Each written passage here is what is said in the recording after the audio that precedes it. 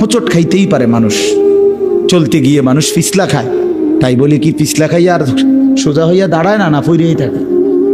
তো এইটা তো উচিত, ভুল হবে। চলার পথে অনেক দিন চোখ নামায় রাখছি, আজ হয়তো নারীর প্রতি নজর পড়ে গেছে, হ্যাঁ ভুল হইতেই পারে। সবসময় সত্য বলার চেষ্টা করি, আজ হয়তো একটা ভুল বলে ফেলছি, মিথ্যা বলে, হতেই পারে, কিন্তু লাগাতার মিশা কথা বুঝছেন নি আমার কথাটা? প্রত্যেক দিন মিশা কথা, প্রতিদিন বুঝি মানুষের সুদ খায়, প্রতিদিন বুঝি ওজনে কম দেয়, প্রতিদিন বুঝি কাস্টমারের ঠকায়। এটা কি মুসলমান? এ কেমন ধরনের পাপী? 30 বছর বুঝি প্রত্যেক দিন টেলিভিশন চলবে আপনার ঘরে, প্রতিদিন আপনার ঘরে নিয়ম মাফিক নাচ গান নর্তকের ছবি চলবে। আপনাদের আখিরাত নাই? আপনার বিবি বাচ্চার আখিরাত নাই? তো এরা মরলে কোথায় যাব? এদের পরিণতি কি হবে? আর আমি বাবা হিসাবে, অভিভাবক হিসাবে কি দায়িত্ব পালন করলাম? খাট পালং আর সোফা, ফার্নিচার, কাঁচের প্লেট আর নুনের বাটি, এটাই ছিল জিম্মাদারি না? একজন মুসলমানের দায়িত্ব তার স্ত্রী সন্তানের জন্য এই শুধু খাট পালং আর সোফা ফার্নিচার ব্যবস্থা করা, এই তো না? বলেন না বাবা, বলেন তো কি দায়িত্ব ছিল? কোরআন শরীফে আছে, ওয়া'মুর আহলাকা বিস-সালাহ ওয়াসতাবির আলাইহা। আল্লাহ তাআলা বলেন, নবী আপনাকে বলছি, প্রতিটা বান্দাকে ঈমানদার বলে দেন, হে ঈমানদার, তোমরা প্রত্যেকেই নিজ নিজ পরিবারের সদস্যদেরকে নামাজের আদেশ করো। এই যে জিম্মাদারি, আপনার দায়িত্ব কি আল্লাহ বলছে, ওয়াসতাবির আলাইহা, এবং তুমি নিজেও নামাজের উপরে মজবুত থাকো। তো বাত্তারকারী আল্লাহ বলে, লা নাসআলুকা রিজকা, তোমাদেরকে রিজিক দেওয়ার জন্য আমি তোমাদের কারো সাহায্য আমার লাগবে না। নাহনু নারযুকুকা, আমি একাই সকলকে রিজিক দেব। কি সুন্দর কথা! মালিক বিষয়টা আমি দেখব, ভাতের ফিকির আমি করব, রিজিকের ফিকির আমি করব, তুমি সেজদার ফিকির করো, স্ত্রী সন্তানের ইবাদতের ফিকির তুমি করো, ওদের ভাত তরকারির ফিকির আমি করব। ওমা কুন্না আনিল খালকি গাফিলিন, আল্লাহ বলে, বান্দা আমি আমার একটা সৃষ্টির ব্যাপারে 1 সেকেন্ডের জন্য গাফিল নই। 7 তবক জমিনের নিচে যেই পিঁপড়া হাঁটে, 7 আসমানের উপরে যেই ফেরেশতা হাঁটে, আমি দুইটাকেই সমান নজরে দেখি, একই মুহূর্তে দেখি, একই মুহূর্তে দেখি। হিমালয়ের চূড়ায় আমি যখন আমার সৃষ্টি মাখলুকের রিজিক পৌঁছাই, আটলান্টিক মহাসাগরের গভীরেও তখনই রিজিক পৌঁছাই। আমি আল্লাহ, তুমি আমার কি মনে করছো? ওয়া ইম মিন শাইইন ইল্লা ইনদানা খাযাইনুহু, আল্লাহ বলেন আমার কাছে কোনো কিছুই স্টক সীমিত নয়, বড় খাজাইন, সমস্ত কিছু আমার কাছে ভান্ডারে ভান্ডারে ভান্ডারে ভান্ডারে ভান্ডারে ভান্ডারে। তুমি মনে করছিল নাকি তাড়াতাড়ি আইয়ে সিরিয়ালে দাঁড়ানো শেষ? হেগো না না, ওমা নুনাজ্জিলুহু ইল্লা বিকদারিন মালুম, আল্লাহ বলেন আছে তো আমার কাছে ভান্ডারে ভান্ডারে, কিন্তু আমি নাজিল করি পরিমাণ মতো করে, একসাথে সব না, পরিমাণ করে। বুঝেন নাই?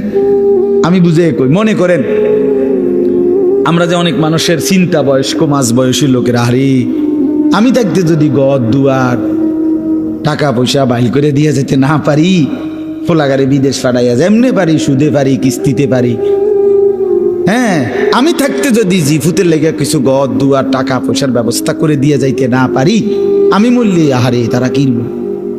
অনেক মানুষের এটা চিন্তা না, আমি মরলে তারা কিনবো না, আমনে মরলে তারা সবাই ক্ষুধা বহন খাইব, আমনে মরলে পৃথিবীতে ভাত বন্ধ।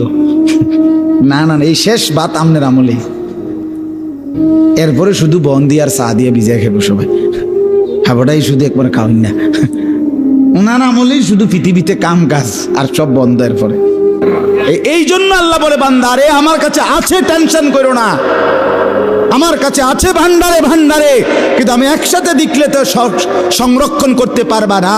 এই জন্য আমি আল্লাহ যখন যা প্রয়োজন পরিমাণ মতো নাজিল করে থাকি, তোমার উপরে রহম করি বলে, তোমার উপরে দয়া করেছি বলে দেই। তুমি এমন শুরু করছো কা? তোমার দাদা মরে যাওয়ার পরে তুমি কি মরছুনি? তাইলে এই পৃথিবীতে আগের মানুষ মরে যাওয়ার কারণে কি পরের মানুষগুলো মরে গেছে? তো আমি মরলে তারা কষ্ট পাইবে কেন? কথা বোঝেন না? গত 100 বছর আগের মানুষ যারা মরে গেছে, 300 বছর আগের যারা মানুষ মরে গেছে, তো তাদের কারণে আমগো কি অসুবিধা হয়েছে? তো আমি মরে গেলে আমার পরবর্তী জেনারেশনের কি অসুবিধা হবে? হায়াত থাকলে রিজিক আছে, হায়াত থাকলে কি আছে? এই জন্য আমি আপনাদের কাছে অনুরোধ করলাম, ভাই দয়া করে আমরা প্রত্যেকেই এই কথাটা, এই যে কয়জন আল্লাহর বান্দা বসছেন, চাচারা, বাবারা, নওজোয়ান ছেলে তোমরা, আমার ভাই, নিজেকে আমরা মুসলমান মনে করি, আল্লাহ আমাদেরকে এই দৌলত দিছেন। আমরা যদি আল্লাহকে ভুলে যাই, আখিরাতকে ভুলে যাই, বিশ্বাস আল্লাহর কসম, তাহলে আর আমাদের জীবনের কোনো মূল্য থাকে না। আমি শক্ত বললাম আর কি, কিন্তু বাস্তবতা এটাই, মানুষের কোনো পরিচয় থাকে না। কোরআন শরীফে একেবারে আমি বললে রাগ করার কিছু নাই, কোরআন শরীফে স্পষ্ট আছে। আল্লাহ বলছেন, যে মনের ইচ্ছা মতো চলে, আমার হুকুমের খেলাফ, নিজের মনে যা চায় তাই চলে, কসম আল্লাহর, আল্লাহ বলছে, হে নবী শুনেন, সে কোনো মানুষ না, ইনহুম ইল্লা কাল আনআম, সে শুধুই জানোয়ার। ইনহুম ইল্লা কাল আনআম, এটা নফি ইস্তিসনা, মানে আর কিছু নয়, তার পরিচয় আর কিছুই নয়, শুধুই চতুষ্পদ জন্তু। তাহলে কঠিন কথা আল্লাহ বলছে। এই জন্য যে জীবনে আখিরাত নাই, যে জীবনে পরকালের কথা নাই মনে, সে জীবন জীবন না। আপনি আপনার মন মতো আখিরাত সাজাইলে হইতো না। একবার না, শত শতবার আল্লাহ বলছে, বান্দা ভুলে যেও না, ভুলে যেও না, ভুলে যেও না, এই হাসি, এই কান্না, এখানকার সুখ, এখানকার বাড়ি, এখানকার সম্পদ, এখানকার ছেলে মেয়ের উপার্জন, এটা মিলাইয়া তৃপ্ত হইয়া যাইও না যে আমার পরিকল্পনা শেষ, আমার টার্গেট শেষ, আমার দুনিয়ায় আগমনের উদ্দেশ্য শেষ। না বান্দা, তোমাকে সামনে যেতে হবে, কবরে, আখেরাতে, হাসরে, ফুলসিরাত পার হইতে হবে। তার জন্য সামানা কোথায়, তার জন্য তোমার পাথেও কোথায়, সেটা মিলাও, সেটা মিলাও, সেটা দেখো। আফসোসের ব্যাপার, আজকে আমার দেশ, আমার সমাজের মানুষ, বয়স্ক 60 বছরের, 70 বছরের মুরব্বীরা, অনেকের জীবন তৃপ্ত, অনেকের জীবন সন্তুষ্ট হয়ে গেছে এই কথার উপরে যে 3টা ছেলে ছিল, 3 জনেরই বিদেশ পাঠিয়ে দিছি, 4টা মেয়ে ছিল, 4টা মেয়েই বিয়ে দিয়ে ফেলছি, একটা বিল্ডিং করছি, শহরে জায়গা কিনছি, ব্যাংকে টাকা জমাইছি, ব্যবহারের একটা গাড়ি আছে, খালাস, দুনিয়ায় আসার উদ্দেশ্য কামিয়াব, দুনিয়ায় টার্গেট ফিল আপ, আর কোনো কাজ নেই। যে জন্য আসছে উদ্দেশ্য হাসিল হয়ে গেছে, এটাই দুনিয়া আসার উদ্দেশ্য, ঠিক না? কথা বলেন না কেন?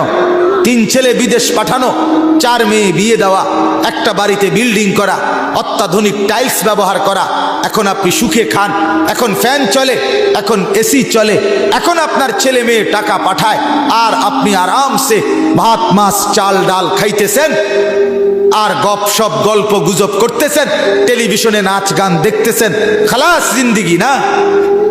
আহ, হায় মুসলমান, এই তো তৃপ্তি। বুড়ো মানুষের চা দোকানের আড্ডা দেখলে, বয়স্ক মানুষের চা দোকানের আড্ডা দেখলে বুঝাই যায় উনি তৃপ্ত, ওনার মূলত কোনো টেনশন নেই, কোনো টেনশন নেই। চা দোকানে বসে বসে গপ মারে, সিগারেটের পর বিড়ি খায়, টেলিভিশনের নাচ গান দেখে, আরামসে আরামসে বসে আছে। তার মানে মরবে, পরকাল আছে, এই ভাবনাই নাই, এই ভাবনাই। আহ, আল্লাহ আমাদেরকে বুঝ দান করেন, আল্লাহ আমাদের কলিজার মধ্যে ফিকির দান করেন।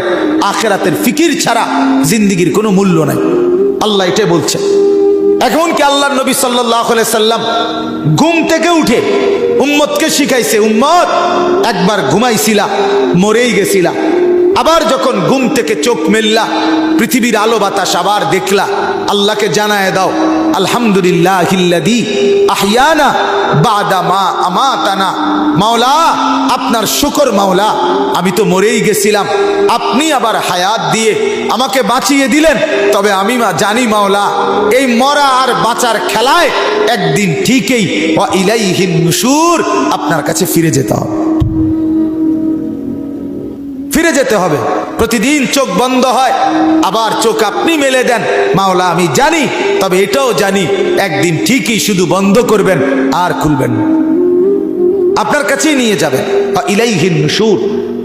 প্রত্যেক ঘুম থেকে জেগে আল্লাহর নবী আল্লাহর কাছে ফিরে যাওয়ার কথা আল্লাহর কাছে নতুন করে মনে করাইতেন, নবায়ন করে নিতেন, নবায়ন করে নিতেন।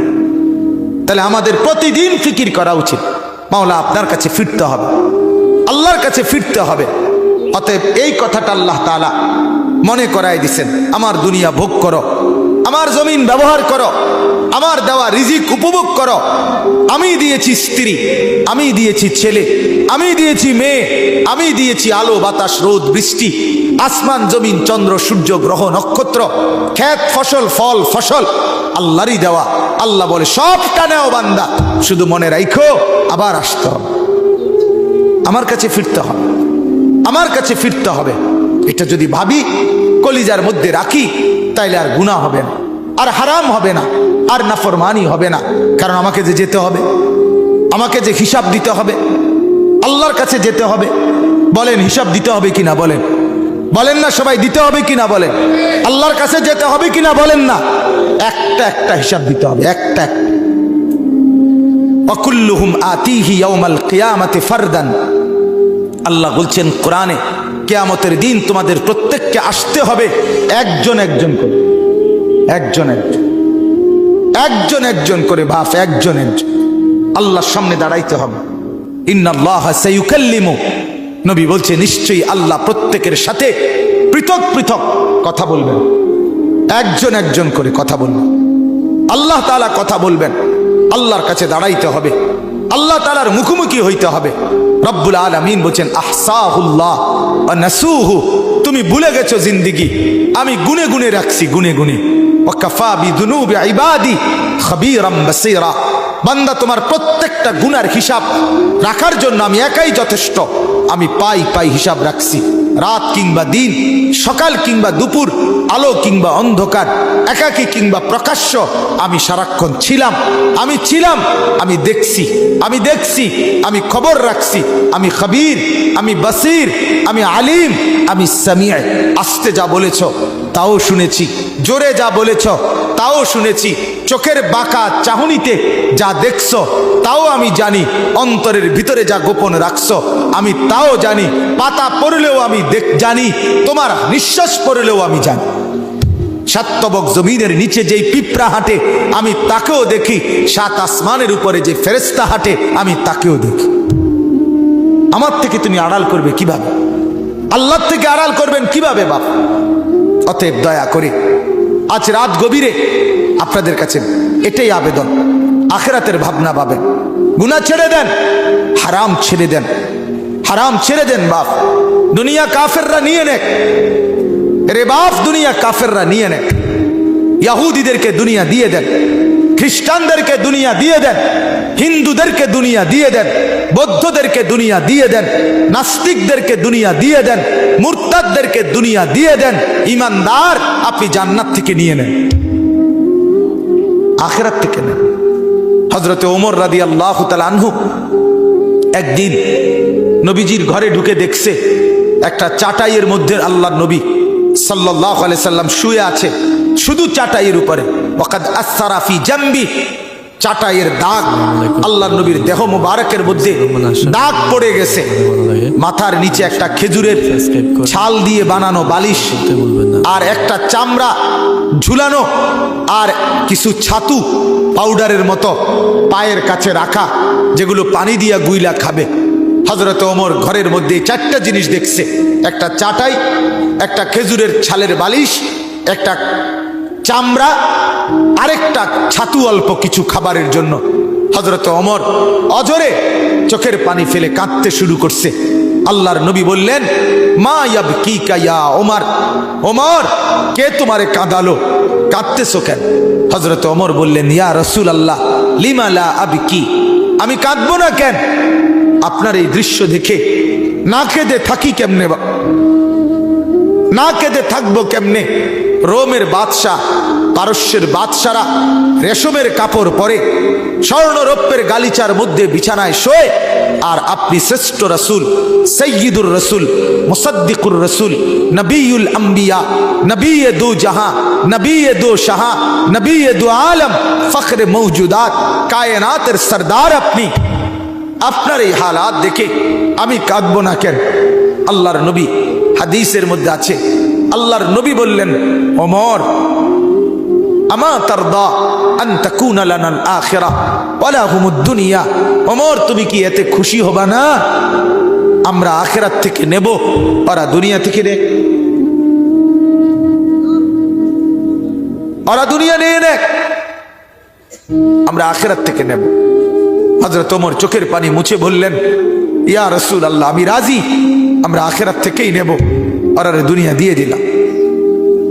ওয়ালাউলা আন ইয়াকুনা আন-নাসু উম্মাতান ওয়াহিদা লাজআলনা লিমান ইয়াকফুরু বির-রাহমান সুকুফাম মিন ফিদ্দা। আজীব আয়াত কোরআনের এটা। আল্লাহ বলে, শোনো বান্দা, ওই বান্দার শোনো, আমি না চাইছিলাম কাফের বেঈমানকে ঘর বাড়িগুলো শুদ্ধা স্বর্ণ রৌপ্য দিয়ে দুনিয়ার ঘর বাঁধাই করে দেই, দুনিয়া তারে দিয়ে দেই পুরাটা, তোমারে জান্নাত পুরাটা দিয়ে দেব। ইমাম ইবনু রজব হাম্বলি রহমতুল্লাহ আলাইহি তার কিতাবের মধ্যে লিখছেন, প্রতিটা দিন, খেয়াল করে শুনেন, প্রত্যেকটা দিন দুনিয়াবাসীকে ডেকে বলে, হে দুনিয়াবাসী, আমি শুধু আজকের জন্যই, একবারের জন্যই পৃথিবীতে এসেছি, কিয়ামত পর্যন্ত আর আসবো না। হে দুনিয়াবাসী, আমারে নষ্ট করো না, বরবাদ করো না, আমারে কাজে লাগাও। এরপরে তাফসীরে আমরা পড়ছি, সন্ধ্যা যখন হয়, সন্ধ্যা মানে মাগরিবের ওয়াক্তে দিন শেষ হয়ে যায় না, কথা বলেন না, সূর্য যখন ডুবে যায় তখন রাত শুরু হয়, ঠিক কি না বলেন? এই সন্ধ্যার আগে আগে দুনিয়াকে আবারও এই দিনটা, আজকের দিনটা, এটা আবার চিৎকার করে পৃথিবীবাসীকে বলে যে, হে দুনিয়াবাসী, আমি তো শেষ হয়ে যাচ্ছি, একটু নেক আমল করে আমার একটু কাজে লাগাও না। ফজর গেল, জোহর গেল, আসর চলে গেল, একটা সেজদাও দিলা না, আমি বুঝি এমনিই তোমার জীবন থেকে বিফলে হারিয়ে যেত, আমি বুঝি এমনি এমনি হারায় যেত। আহা কি করলো, আহা কি করলো। এভাবে প্রতিটা রাত পৃথিবীবাসীকে ডেকে বলে, হে দুনিয়াবাসী, আমি একবারের জন্যই এসেছি, আর আসবো না কোনদিন, তোমরা আমারে নষ্ট করো না, কাজে লাগাও। ফজর হওয়ার আগে, সুবহে সাদিকের আগে আগে রাত্রটা আবার ডেকে বলে, আহা দুনিয়াবাসী, আমি তো চলে যাচ্ছি, শেষ হয়ে যাচ্ছি, আমারে কি কাজে লাগাইবা না? সেজদা তাইলে দিবা না? আমার মনিবের জন্য একটা গোলামি করবা না? এভাবে রাত, সারাটা রাত ঘুমে ঘুমে মোবাইল টিপতে টিপতে, নর্তকীর ছবি দেখতে দেখতে, নাচ গান উলঙ্গ দৃশ্য দেখতে দেখতে শেষ করে দিলা, শেষ করে দিলা। আল্লাহ আমাদেরকে বুঝ দান করেন। আমার বাপ, আমার ভাই, আজকে আমি আপনাদের সামনে কোরআনুল কারীমের 9টা আয়াত ধারাবাহিক পড়ছি। এই 9 আয়াতের প্রথম কথা, প্রথম বক্তব্য, আমাদের হায়াতের গুরুত্ব দেওয়া। আমরা যেন সময়কে গুরুত্ব দেই, আমরা যেন হায়াতকে গুরুত্ব দেই। কেন? আল্লাহ তাআলা এখানে দেখাচ্ছে, আপনাকে শুনাইতেছি, এই এখন দেখাইতেছি আপনাকে।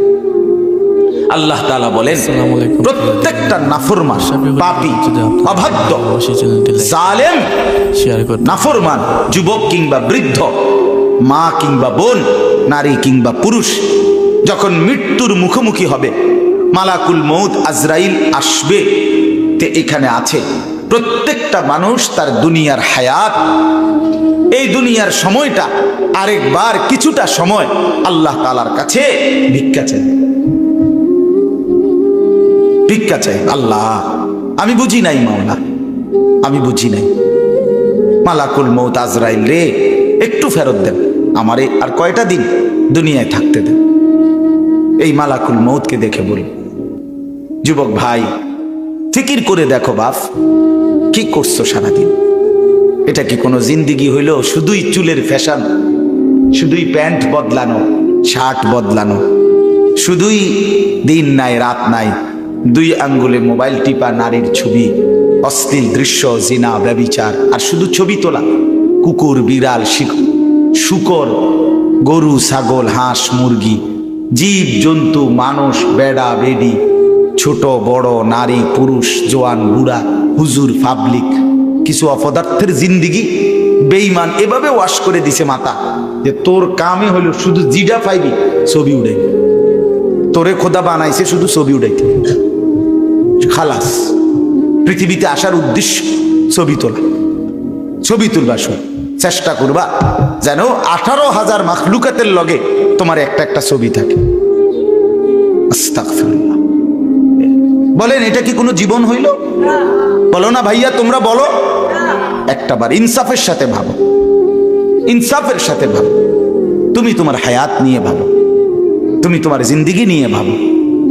খুদার কসম বাপ, এই হায়াত মনে পড়ে ওই দে ওই হেরা বেটকা, এই ছেলে ঘটনা কি? আরে তোমারে বলছি, তুমি পিছনে চাও কেন? ওরে ধাক্কাও কেন, হাসো কেন? সাফ কথা বাপ, আমি একজনকেও ছাড়তে রাজি না। আমার জিন্দিগির সিদ্ধান্ত এটা। কোনো গাফেল, কোনো ফালতু মানুষ আমি বলতে রাজি না। প্রয়োজনে একজনকে বলবো, ফালতুকে বলবো না। আমি টর্চ লাইটের মতো সারাক্ষণ চোখ ঘুরাই, আমার এটা তবিয়ত। এক সিদ্ধান্ত নিয়ে জিন্দিগির এই বয়ান করি, আমার নওজোয়ান বদলাইতে হবে। আমার সম্পদেরা, এই ছেলেগুলো যদি নষ্ট হয়ে যায়, একটা গাছের মূল অংশই যদি নষ্ট হয়ে যায়, এই গাছ টিকবে কিভাবে? একটা জাতির যুব সমাজ যদি নষ্ট হয়ে যায়, খোদার কসম ওই জাতি টিকে না, ওই জাতি টিকে না। পৃথিবীর উত্থান পতন, আলো অন্ধকারের সবকিছু যুবকের দ্বারা। যুবক চাইলে গড়তেও পারে, যুবক চাইলে ভেঙেও ফেলতে পারে, নষ্ট করেও ফেলতে। ছেলেরা বলো, এত নারী দেখা কি হবে শেষ পর্যন্ত? ভাইয়া সারাদিন তোমরা যারা নারী, ছবি, মোবাইল, অশ্লীল দৃশ্য দেখে, শেষ পর্যন্ত কখন থামবা? প্রিয় ভাই আমার, কোন দিন থামবা? কোন দিন, কোন দিন থামবা? তোমার কি কোনোদিন রাত ভোর হবে না? তোমার কি যৌবন শেষ হবে না? তোমার 18 বছর 20 বছরের হায়াত, এটা কি কোনোদিন আর 40 বছর হবে না? একদিন তোমার চোখের পাওয়ার কমে যাবে, একদিন কোমরের ব্যথা বাইরে যাবে, একদিন তোমারও শরীরের সমস্ত অঙ্গ প্রত্যঙ্গে দুর্বলতা চলে আসবে, খুব দ্রুত, খুব দ্রুত। আল্লাহ তাআলা বলেন, সুম্মা নুখরিজুকুম তিফ ওয়া নুকিররু ফিল আরহামি মা নাশাউ ইলা আজালিম মুসাম্মা। আমি মায়ের পেটে সন্তানকে একটি নির্দিষ্ট সময় পর্যন্ত রাখি। সুম্মা নুখরিজুকুম তিফলান, অতঃপর আমি আল্লাহ শিশু এক বাচ্চা হিসাবে মায়ের পেট থেকে বের করে আনি। এরপরে সুম্মা লিতাবলুগু আশুদ্দাকুম, এরপরে সেই বাচ্চাটা তোমরা ধীরে ধীরে শক্তি সামর্থ্যবান হতে থাকো, মানে আস্তে আস্তে কিশোর, তরুণ, যুবক হইতে থাকে। এ হইতে হইতে আগাইতে আগাইতে এর মধ্যে আমি আরো 2টা কাজ করি। আল্লাহ বলেন, একটা হলো অমিনকুম মান ইউতাওয়াফা বিকাবলু, আমি এর মাঝে অনেককে এই কিশোর, তরুণ, যৌবন হতে হতে দেই। আর অমিনকুম মান ইউরাদ্দু ইলা আরদালিল উমর, আর কাউকে কাউকে আমি একেবারে চূড়ান্ত বৃদ্ধ বয়সে পৌঁছাই। কিন্তু সবাইকে সমান তালে বুড়া বানাই না। তাহলে যদিও হায়াত 60 মনে করো, সবার তো 60 না প্রিয় বন্ধু, সবার তো 60 না। তোমার যে 60 পর্যন্ত বয়স যাবে তার কি নিশ্চয়তা? তোমার দাদা ঠিক আছে 60 বছর বয়স পাইছে, কিন্তু তুমি যদি না পাও। তোমার বড় আব্বা 90 বছর বাচ্চা ঠিক আছে, তুমি যদি না পাও, তো তওবা করবা কখন? তওবা করবা কখন? ওয়ালাইসাতিত তাওবাতু লিল্লাযিনা ইয়ামালুনা আস-সাইয়্যাত হাত্তা ইযা হাদারা আহাদাহুমুল মাউত ক্বালা ইন্নী তুবতুল আন। আল্লাহ বলেন, ও বান্দা, নাফরমানি করতে করতে যখন চূড়ান্ত মৃত্যু এসে যায়, মালাকুল মউত আজরাইল পৌঁছে যায়, মৃত্যুর গড়গড়া, মানুষের মৃত্যুর পূর্বে শেষ একটা শ্বাস টান উঠে, এই গড়গড়া যখন এসেই যাবে, আল্লাহ বলে তখন তো সব নাফরমান বান্দাই বলবে, আল্লাহ আমি এখন তওবা করলাম। খোদার কসম আল্লাহ বলে, ওয়ালাইসাতিত তাওবা, সেই তওবা আমি আল্লাহর কাছে গ্রহণযোগ্য নয়, সেই গ্রহণযোগ্য নয় বান্দা।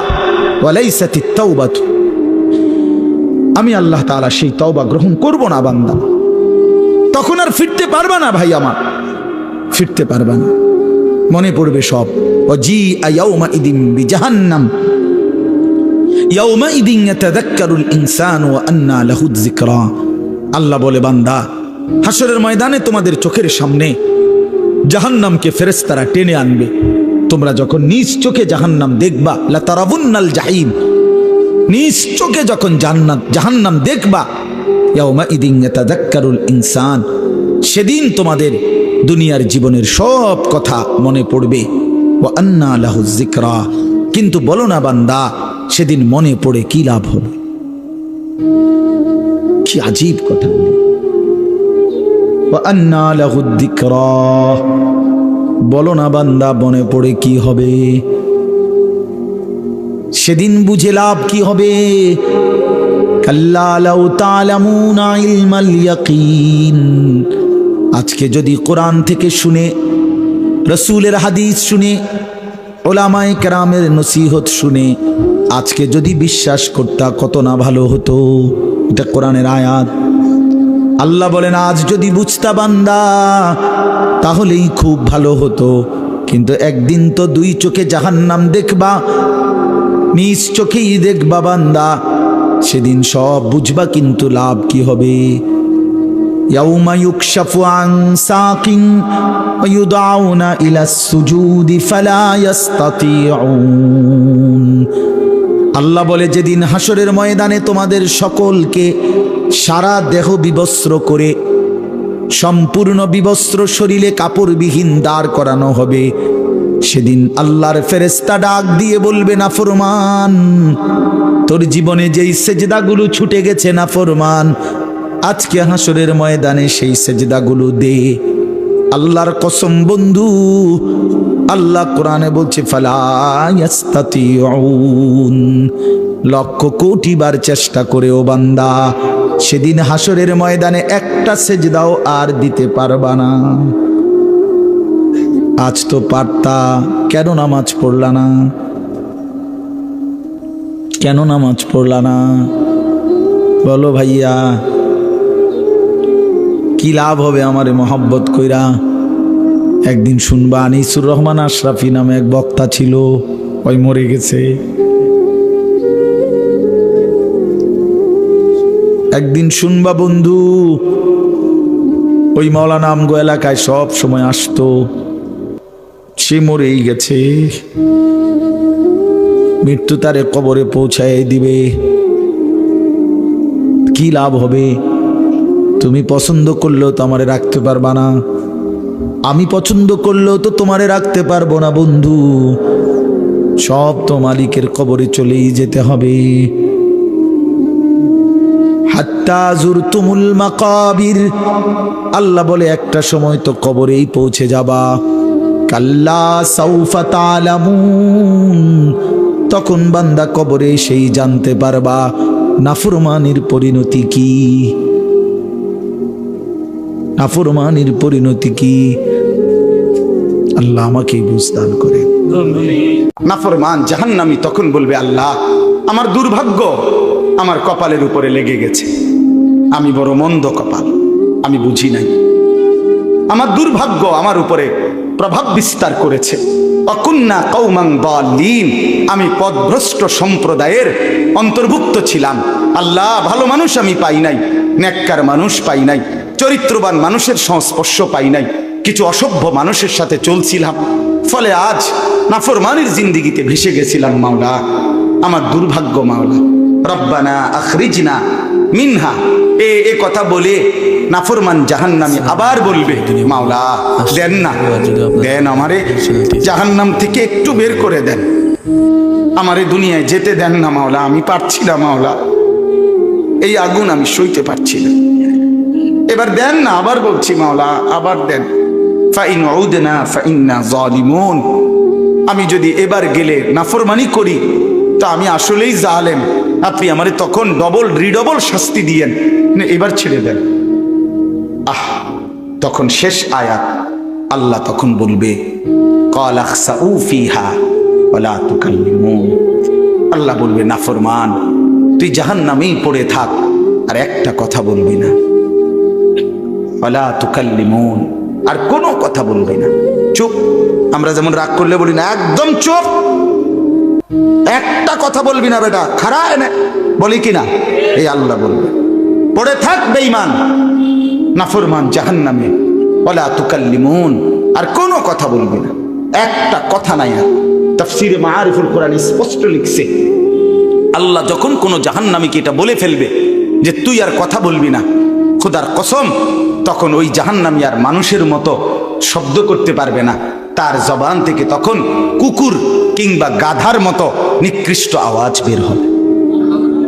আল্লাহ আমাকেও মাফ করে দেন, আমাদের প্রত্যেককে মাফ করে দেন। আল্লাহ তাআলা আজকের মাহফিল কবুল করেন। আজকে আপনাদের আমাদের সবাই যেন সময়কে কদর করি। যুবক ভাই, মোবাইলের আসক্তি ছেড়ে দাও, জিন্দিগি কাজে লাগাও, 5 ওয়াক্ত নামাজ পড়ো, ফজরের নামাজ পড়ো। বাবা চাচারা জিন্দিগি সুন্দর করেন, মা বোনরা হায়াতকে কদর করেন, পর্দা পুশিদার জিন্দিগি পালন করেন। আল্লাহ তাআলা তৌফিক দান করেন। কিছু বলবো? হ্যাঁ জি, আমার বাপ দয়া করে, এখন তো এশার নামাজের বিরতি, এশার নামাজের পরে আবার যথারীতি ইনশাআল্লাহ বয়ান হবে।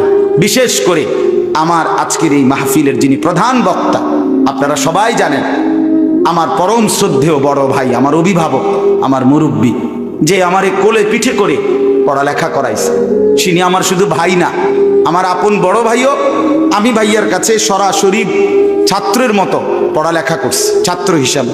ভাই আমার ছোটবেলায় কোলে করে, বাসের সিটে বসায় নাই, কোলে বসাইয়া নোয়াখালী লক্ষ্মীপুর টুমচর মাদ্রাসায় ক্লাস 5-এর পরে দিয়ে আসতো, আবার ভাইয়া আনতো গিয়া ব্রাহ্মণবাড়িয়া দিয়ে আসতো। মানে এত ছোট ছিলাম যে সিটে বহাইতো না, কোলে বইতাম ভাইয়ের।